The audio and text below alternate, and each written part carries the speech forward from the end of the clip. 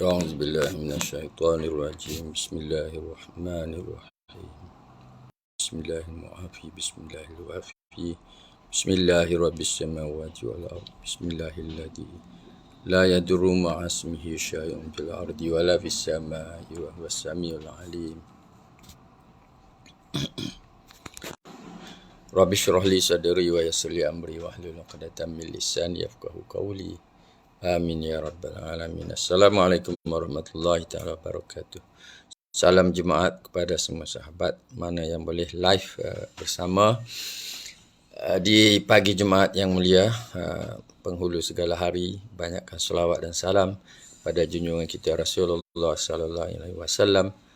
Pada hari ini insya-Allah mudah-mudahan kita semua diberkati dan dirahmati.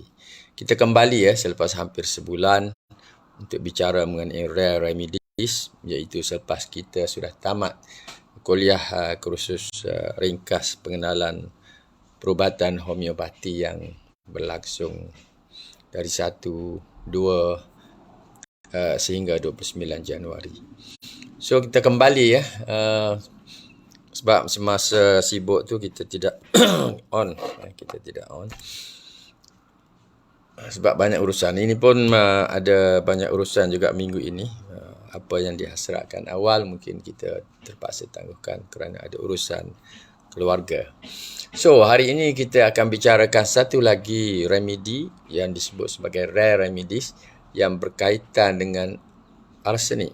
Okay. Kita dah bicara banyak remedi berkaitan dengan arsenik. Maknanya arsenik ini bukan arsenicum album yang kita faham saja.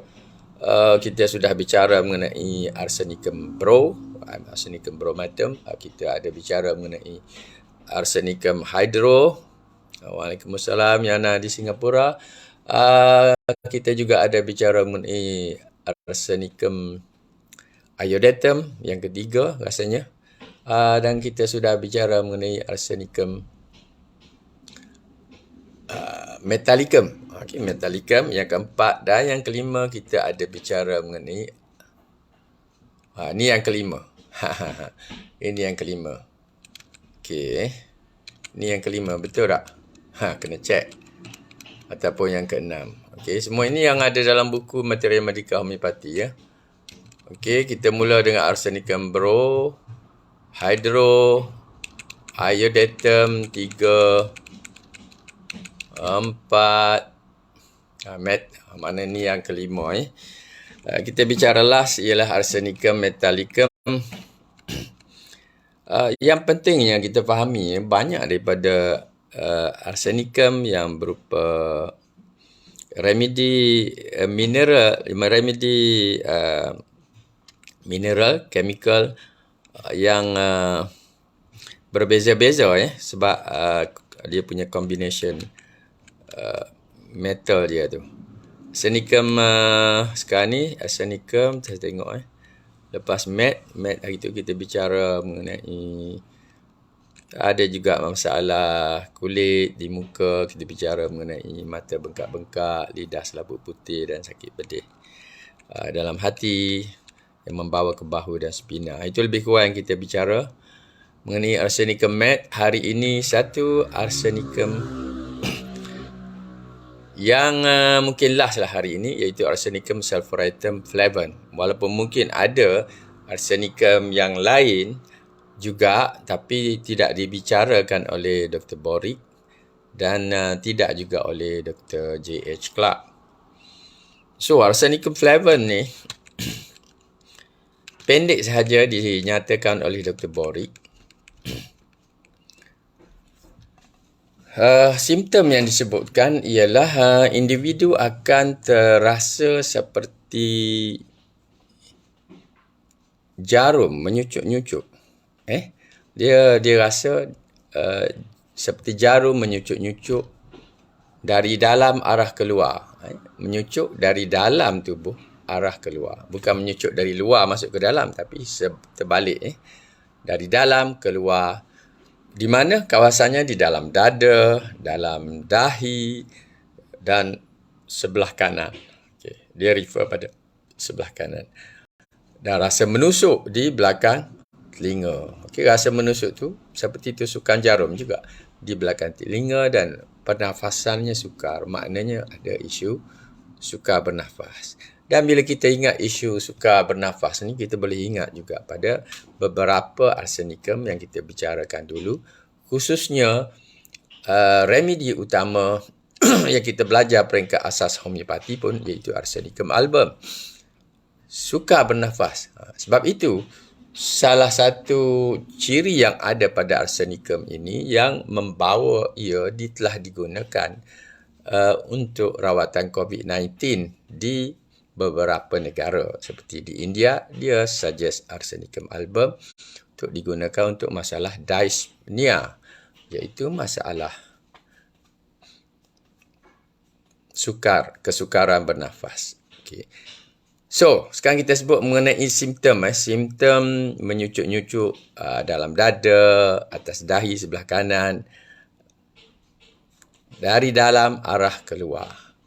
Dan tusukan itu juga ada di bahagian belakang telinga. Perasaan pesakit. Dan bila dia dah bernafas, dia rasa sukar. Dan yang ketiga, disebut juga seperti arsenicum yang lepas, ada kulit melelas sekitar kemaluan. Kulit melelas, maknanya ada terkopik kulit. Kemudian perenggan kedua disebut oleh Dr. Borik berkaitan leukoderma. Leukoderma ni, ini istilah perubatan. Sebagaimana kita tahu, buku Dr. Borik ini banyak dengan istilah-istilah perubatan. Bukan berupa proving, sebab orang yang proving kalau dia tidak tahu alopati ataupun istilah-istilah penyakit, dia tak boleh nak cerita. Saya rasa seperti leukoderma. Tak ada cerita gambaran macam tu. Tapi pastinya ada gambaran-gambaran simptomnya. Dan itu dinyatakan oleh Dr. Borik sebagai leukoderma. Maknanya, ia disarang guna bagi kes-kes leukoderma. Okay, disarang guna. Sebab apa yang dimasukkan oleh Dr. Borik di dalam Materia Medica ialah saranan ataupun clinical proving. Clinical proving bermakna kes ini pernah digunakan untuk merawat isu leukoderma dan ia mungkin berjaya. Berapa peratus kita tidak tahu, tetapi disarankan oleh Dr. Borik. Maknanya itu bahagian klinikal. Apakah remedi ini sudah di-prove, uji buktikan? Sudah tentu sudah diuji buktikan.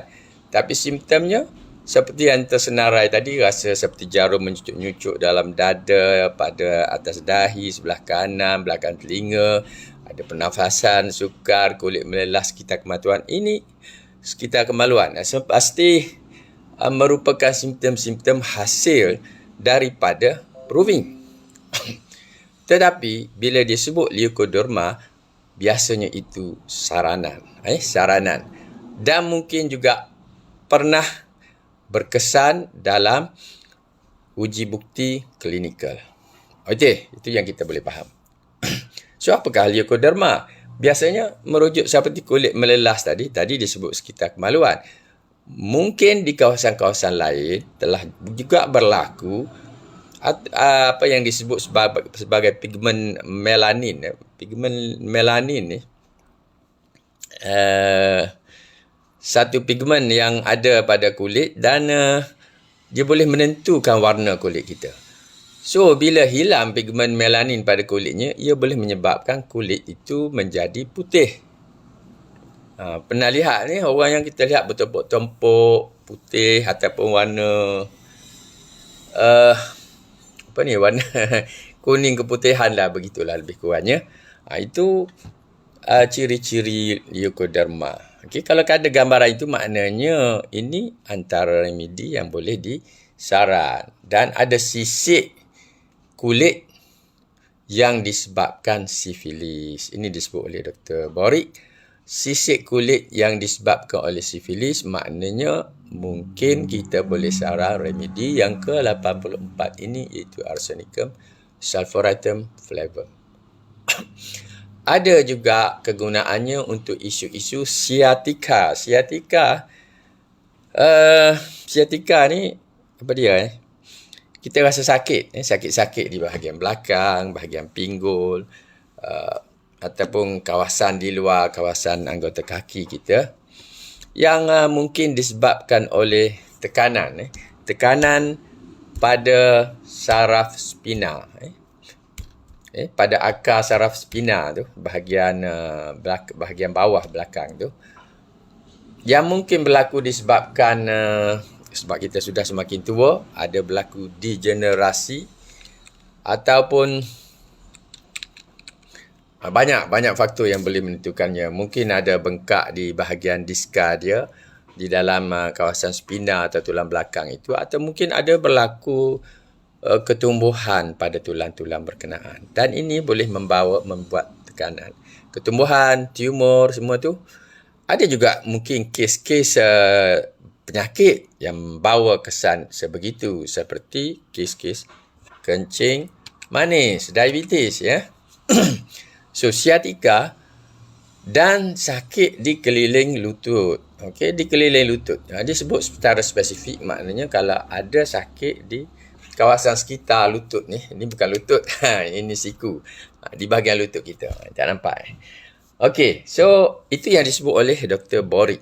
Simptom dia banyak mungkin, tapi kita kena rujuk kepada remedi-remedi yang lain. Saraf, ya betul. Okey, Arsenicum sulfum rubrum. Maknanya ada satu lagi remedi yang kita sebut Arsenicum sulfur rubrum. Tapi tak ada dalam buku Dr. Boric. Ini perbandingan, disebut perbandingan Arsenicum sulfuratum flavum dengan Arsenicum sulfuratum rubrum. Sama-sama ada kombinasi arsenik dan sulfur. Cuma yang satu flavum, yang satu lagi rubrum. So dia kata, bandingkan. Ini Boric catat dalam buku dia. Bandingkan dalam isu influenza. Okey, seperti yang kita sebut berkaitan dengan Arsenicum album yang pernah disaran oleh kerajaan Ayush government di India berkaitan masalah COVID-19. Simptom-simptom influenza ni disebut di dalam buku Dr. Boric. Influenza yang disertai dengan simptom-simptom katar yang kuat, makna ada keradangan selaput lendir di situ, ada prostrasi hebat, kelemahan yang sangat kuat dan suhu tinggi, discharge pula keluar warna kuning, berpirulen dia sebut, warna kuning, ada psoriasis, acne dan sciatica. Semua tu disebut. Boleh banding dengan Arsenicum sulfur rubrum. Ada juga simptom seram sejuk walaupun di hadapan nyalaan api. Seram sejuk ini menyebabkan sakit kita melarat, gatal di beberapa kawasan badan. Di kawasan badan, pellagra. Dan kita boleh guna untuk Arsenicum sulfuratum flavum pada triturasi ketiga. Maknanya potensi ketiga 3x maknanya. Biasanya begitulah. Kalau disebut triturasi itu biasa diguna bancuhan desimal. Tapi bukan bancuhan sebab dia ini bukan bahan herba. Jadi mungkin pada peringkat itu masih lagi digunakan kaedah triturasi. Gesekan, kita sebut gesekan. Okey, so itu sahaja yang disebutkan oleh Dr. Boric. Kita cuma sebut sedikit sahaja nak lihat kaitannya dan kegunaannya selain yang disebutkan oleh Dr. Boric. Seperti Dr. J.H. Clark menyebutkan secara klinikal remedi ini boleh guna untuk masalah apopleksi, berkaitan dengan kepitaman, masalah caries, keadaan memburuk tulang, emasiasi, maknanya berlaku kekurusan kepada kanak-kanak. Kekurusan ini dalam arsenik yang biasa kita belajar pun mungkin menjadi ciri-ciri pesakit, sebab kekurusan itu selalunya antara efek daripada kepucatan, kekurangan apa kita sebut, kekurangan darah, boleh, emaciated children, itu yang disebut. Diarrhea, ada cerik-berik. Ingat arsenicum juga kita ada guna untuk isu cerik-berik dan juga keracunan. Gonorrhea. Okey, gonorrhea, penyakit kelamin yang berhubungan dengan seksual. Ada isu-isu berkaitan dengan ketidakcernaan. Indigestion ada disebut oleh Dr. J.H. Clarke. Laryngeal vertices. Laryngeal vertices pun ada kaitan dengan kekurusan tubuh. Emaciasi yang kita sebut tadi. Pesakit mungkin ada masalah TB, tuberculosis, paru-paru. Bila sebut laryngeal vertices, vertices ini istilah lama untuk TB. Dan bagi mereka yang lambat untuk berjalan, ada masalah di situ. Di dalam buku J.H. Clarke, dia ada simptom detail sedikit berkaitan simptom partikular yang mana tidak ada di dalam Dr. Boric. Boleh study dan lihat online. Homeopathy International ada keluarkan Dictionary of Practical of Materia Medica oleh J.H. Clarke. Boleh lihat, tapi semuanya dalam bahasa Inggeris. Dia ada sebut di dalamnya berkaitan menyucuk-nyucuk yang disebut oleh Boric tadi. Stitching dia sebut, tearing, rasa menyucuk seperti jarum, menyucuk halus, mengoyak, ada sakit-sakit reumatik yang bergerak dari satu tempat ke satu tempat. Ada juga unsur-unsur lameness. Lameness ni apa kita sebut? Hampir lumpuh lah. Hampir lumpuh. Tapi bukan lumpuh. Selalunya istilah yang kita sebut bukan lumpuh. Doktor siapa ni pernah sebut? Waalaikumsalam. Awang pintar baru masuk. Okay, alhamdulillah. Lameness, staggering, trembling, menggeletar.